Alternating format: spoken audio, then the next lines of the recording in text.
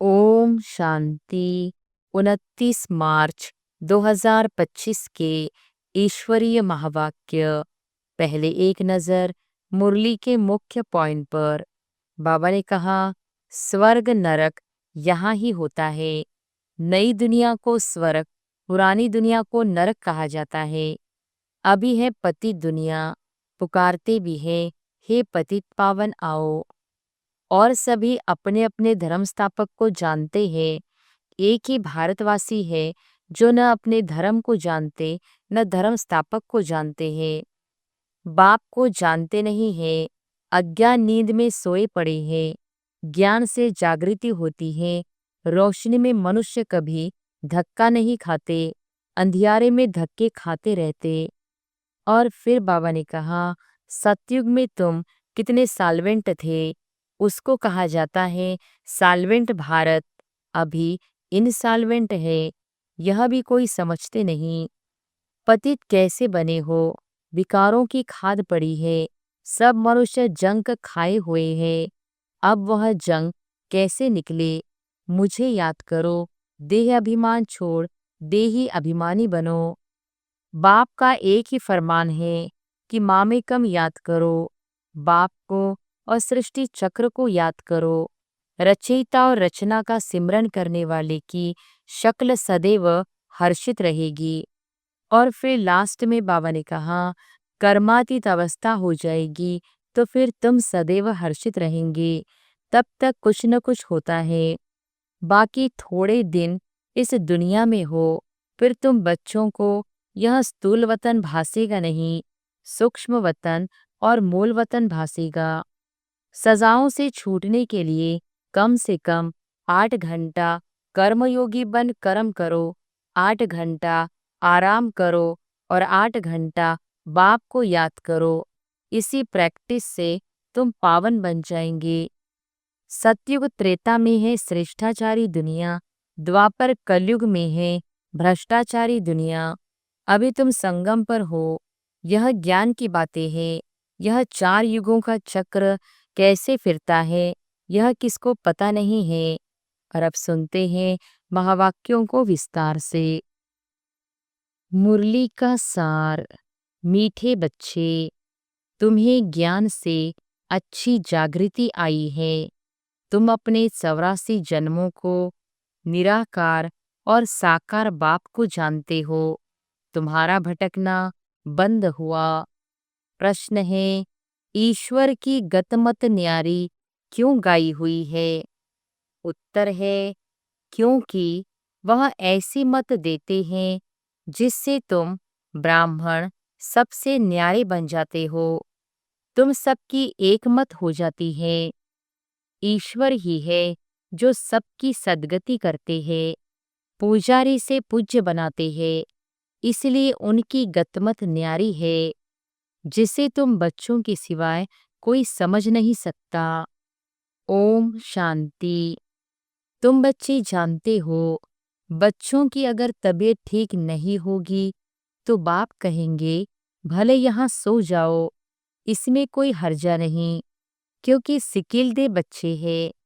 अर्थात 5000 वर्ष बाद फिर से आकर मिले हैं। किसको मिले हैं? बेहद के बाप को। यह भी तुम बच्चे जानते हो, जिनको निश्चय है, बरोबर हम बेहद के बाप से मिले हैं। क्योंकि बाप होता ही है एक, एक हद का और दूसरा बेहद का। दुख में सब बेहद के बाप को याद करते हैं। सतयुग में एक ही लौकिक बाप को याद करते हैं, क्योंकि वहाँ है ही सुखधाम। लौकिक बाप उसको कहा जाता है जो इस लोक में जन्म देता है। पारलौकिक बाप तो एक ही बार आकर तुमको अपना बनाते हैं।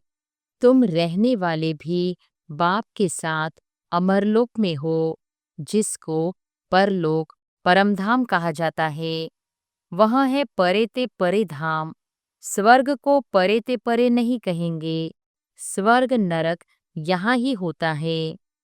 नई दुनिया को स्वर्ग, पुरानी दुनिया को नरक कहा जाता है। अभी है पतित दुनिया, पुकारते भी हैं, हे पतित पावन आओ। सतयुग में ऐसे नहीं कहेंगे। जब से रावण राज्य होता है तब पतित बनते हैं।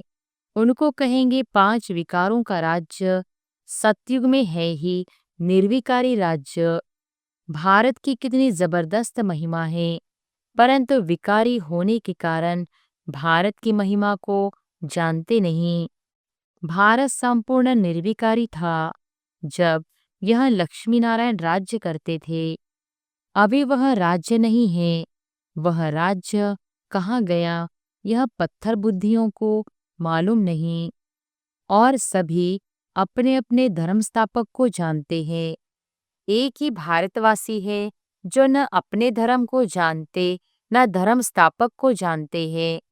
और धर्म वाले अपने धर्म को तो जानते हैं, परंतु वह फिर कब स्थापन करने आएंगे यह नहीं जानते। सिख लोगों को भी यह पता नहीं है कि हमारा सिख धर्म पहले था नहीं। गुरु नानक ने आकर स्थापन किया तो जरूर फिर सुखधाम में नहीं रहेगा। तभी गुरु नानक आकर फिर स्थापन करेंगे, क्योंकि वर्ल्ड की हिस्ट्री ज्योग्राफी रिपीट होती है ना। क्रिश्चियन धर्म भी नहीं था, फिर स्थापन हुई। पहले नई दुनिया थी, एक धर्म था, सिर्फ तुम भारतवासी ही थे। एक धर्म था, फिर तुम 84 जन्म लेते लेते यह भी भूल गए हो कि हम ही देवता थे।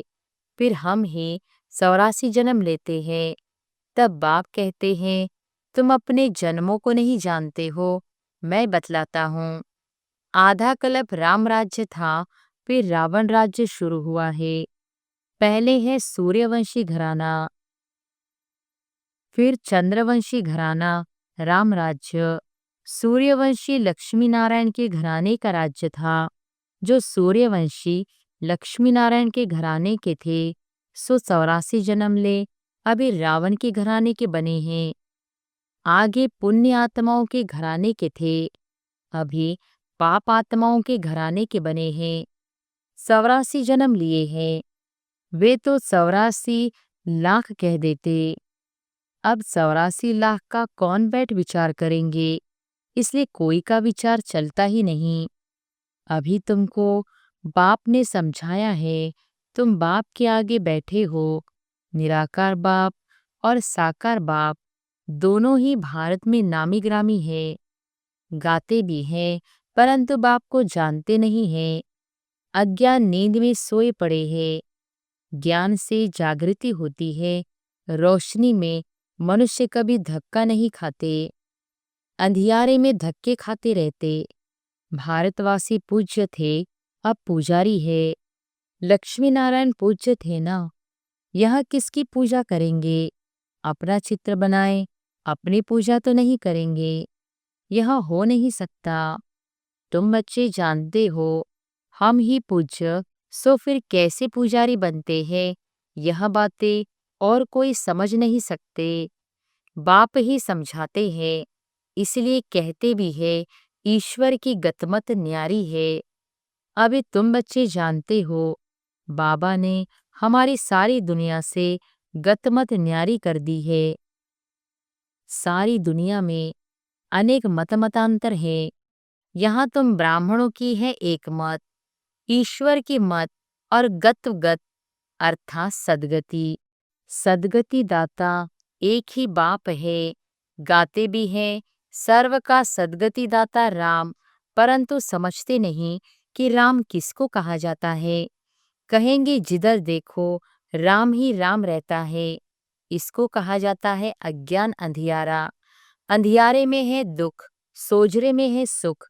अंधियारे में ही पुकारते हैं ना। बंदगी करना माना बाप को बुलाना, भीख मांगते हैं ना। देवताओं के मंदिर में जाकर भीख मांगना हुआ ना। सतयुग में भीख मांगने की दरकार नहीं। भिखारी को इंसॉल्वेंट कहा जाता है। सतयुग में तुम कितने सॉल्वेंट थे, उसको कहा जाता है सॉल्वेंट भारत। अभी इंसॉल्वेंट है, यह भी कोई समझते नहीं। कल्प की आयु उल्टी सुल्टी लिख देने से मनुष्यों का माथा ही फिर गया है। बाप बहुत प्यार से बैठ समझाते हैं।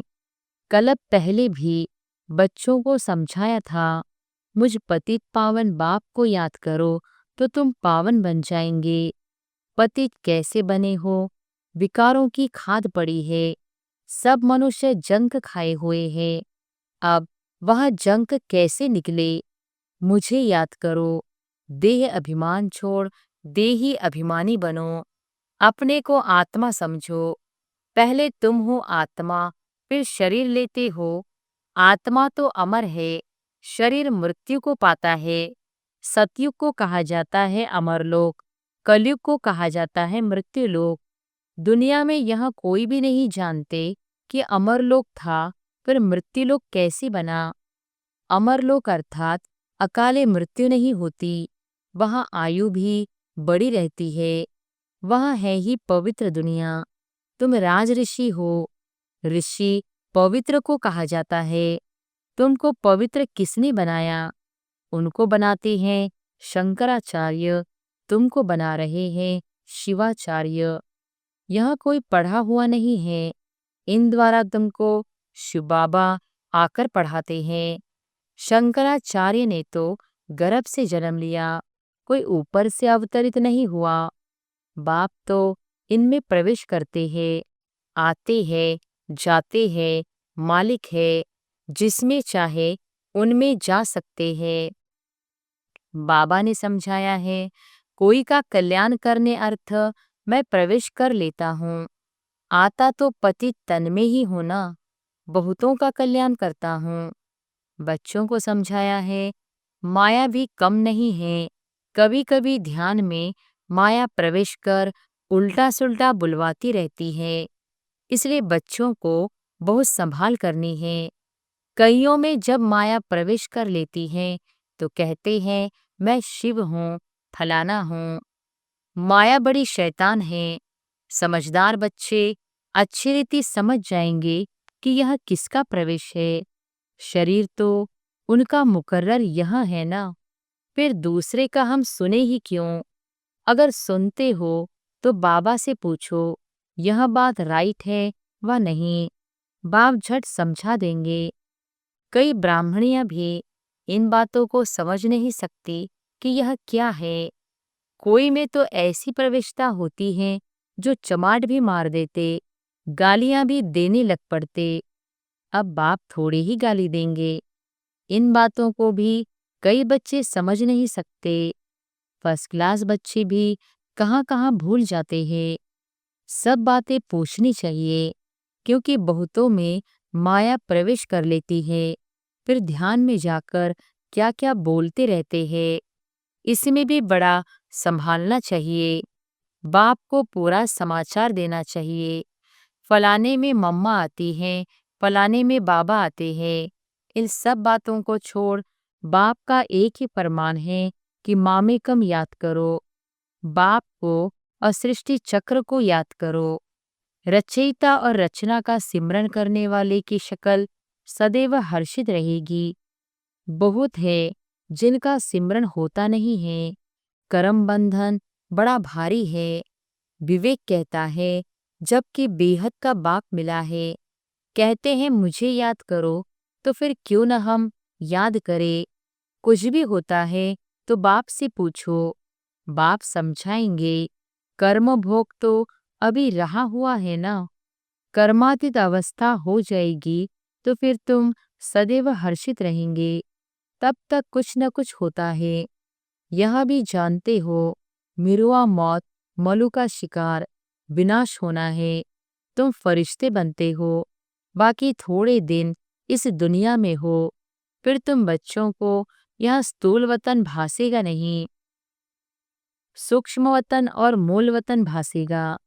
सूक्ष्म वतन वासियों को कहा जाता है फरिश्ते। वह बहुत थोड़ा समय बनते हो, जबकि तुम कर्मातीत अवस्था को पाते हो। सूक्ष्म वतन में हड्डी मांस होता नहीं। हड्डी मांस नहीं तो बाकी क्या रहा, सिर्फ सूक्ष्म शरीर होता है। ऐसे नहीं कि निराकार बन जाते हैं, नहीं, सूक्ष्म आकार रहता है। वहाँ की भाषा मूवी चलती है।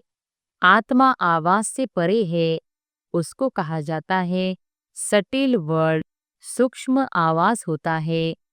यहाँ है टॉकी, फिर मूवी, फिर है साइलेंस। यहाँ टॉक चलती है, यहाँ ड्रामा का बना बनाया पार्ट है। वहाँ है साइलेंस, वह मूवी और यहाँ है टॉकी। इन तीन लोगों को भी याद करने वाले कोई बिरले होंगे। बाप समझाते हैं, बच्चे, सजाओं से छूटने के लिए कम से कम 8 घंटा कर्मयोगी बन कर्म करो, 8 घंटा आराम करो और 8 घंटा बाप को याद करो। इसी प्रैक्टिस से तुम पावन बन जाएंगे। नींद करते हो, वह कोई बाप की याद नहीं है। ऐसे भी कोई न समझे कि बाबा के तो हम बच्चे हैं ना, फिर याद क्या करे। नहीं, बाप तो कहते हैं मुझे वहां याद करो, अपने को आत्मा समझ मुझे याद करो। जब तक योग बल से तुम पवित्र न बनो, तब तक घर में भी तुम जा नहीं सकते, नहीं तो फिर सजाएं खाकर जाना होगा। सूक्ष्म वतन, मूल वतन में भी जाना है, फिर आना है स्वर्ग में। बाबा ने समझाया है, आगे चल अखबारों में भी पड़ेगा। अभी तो बहुत टाइम है, इतनी सारी राजधानी स्थापन होती है। South, north, east, west, Bharat का कितना है। अब अखबारों द्वारा ही आवाज निकलेगा। बाप कहते हैं मुझे याद करो तो तुम्हारे पाप कट जाएंगे। बुलाते भी हैं, हे पतित पावन लिबरेटर, हमको दुख से छुड़ाओ। बच्चे जानते हैं ड्रामा प्लान अनुसार विनाश भी होना है। इस लड़ाई के बाद फिर शांति ही शांति होगी, सुखधाम हो जाएगा, सारे उथल पाथल हो जाएगी। सतयुग में होता ही है एक धर्म, कलयुग में है अनेक धर्म। यहाँ तो कोई भी समझ सकते हैं। सबसे पहले आदि सनातन देवी देवता धर्म था।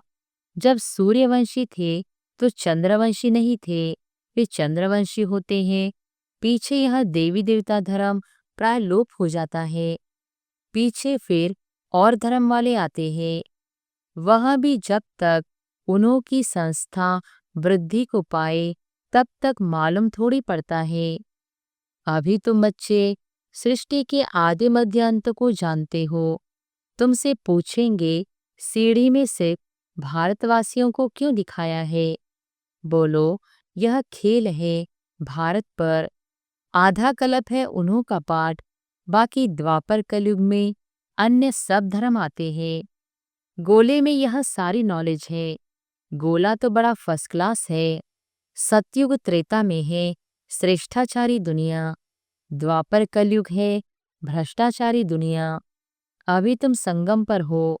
यह ज्ञान की बातें हैं। यह 4 युगों का चक्र कैसे फिरता है यह किसको पता नहीं है। सतयुग में इन लक्ष्मी नारायण का राज्य होता है।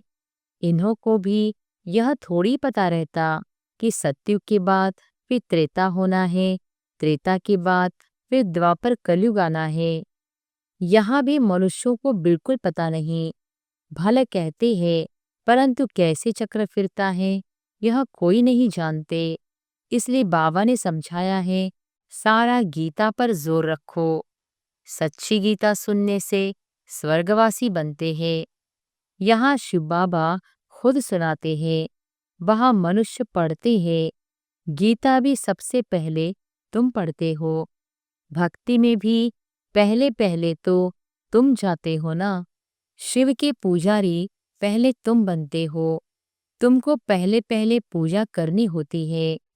अव्यभिचारी एक शिव बाबा की, सोमनाथ मंदिर और किसकी ताकत थोड़ी है बनाने की। बोर्ड पर कितने प्रकार की बातें लिख सकते हैं।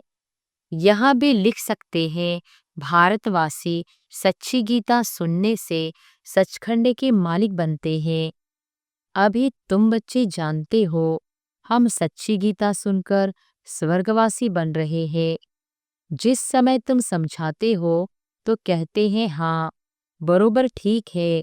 बाहर गए खलास, वहां की वहां रही। अच्छा। मीठे मीठे सिके लधे बच्चों प्रति माता पिता बाप दादा का याद प्यार और गुड मॉर्निंग। रूहानी बाप की रूहानी बच्चों को नमस्ते। धारणा के लिए मुख्य सार। पहली पॉइंट, रचयिता और रचना का ज्ञान सिमरन कर सदा हर्षित रहना है। याद की यात्रा से अपने पुराने सब कर्म बंधन काट कर्मातीत अवस्था बनानी है। दूसरी पॉइंट, ध्यान दीदार में माया की बहुत प्रविष्टता होती है, इसलिए संभाल करनी है। बाप को समाचार दे राय लेनी है, कोई भी भूल नहीं करनी है। वरदान है, अपनी शुभ भावना द्वारा निर्बल आत्माओं में बल भरने वाले सदा शक्ति स्वरूप भव। अपनी शुभ भावना द्वारा निर्बल आत्माओं में बल भरने वाले सदा शक्ति स्वरूप भव। सेवाधारी बच्चों की विशेष सेवा है स्वयं शक्ति स्वरूप रहना और सर्व को शक्ति स्वरूप बनाना, अर्थात निर्बल आत्माओं में बल भरना।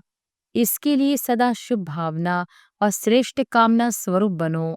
शुभ भावना का अर्थ यह नहीं कि किसी में भावना रखते रखते उसके भाववान हो जाओ, यह गलती नहीं करना। शुभ भावना भी बेहद की हो, एक के प्रति विशेष भावना भी नुकसानकारक है, इसलिए बेहद में स्थित हो निर्बल आत्माओं को अपनी प्राप्त हुई शक्तियों के आधार से शक्ति स्वरूप बनाओ। स्लोगन है, अलंकार ब्राह्मण जीवन का श्रृंगार है, इसलिए अलंकारी बनो, देह अहंकारी नहीं। अलंकार ब्राह्मण जीवन का श्रृंगार है, इसलिए अलंकारी बनो, देह अहंकारी नहीं। अव्यक्त इशारे, सत्यता और सभ्यता रूपी कल्चर को अपनाओ। कई बच्चे कहते हैं वैसे क्रोध नहीं आता है, लेकिन कोई झूठ बोलता है तो क्रोध आ जाता है। उसने झूठ बोला, आपने क्रोध से बोला, तो दोनों में राइट कौन? कई चतुराई से कहते हैं कि हम क्रोध नहीं करते हैं, हमारा आवाज ही बड़ा है, आवाज ही ऐसा तेज है। लेकिन जब साइंस के साधनों से आवाज को कम और ज्यादा कर सकते हैं, तो क्या साइलेंस की पावर से अपने आवाज की गति को धीमी या तेज नहीं कर सकते हो? अच्छा, ओम शांति।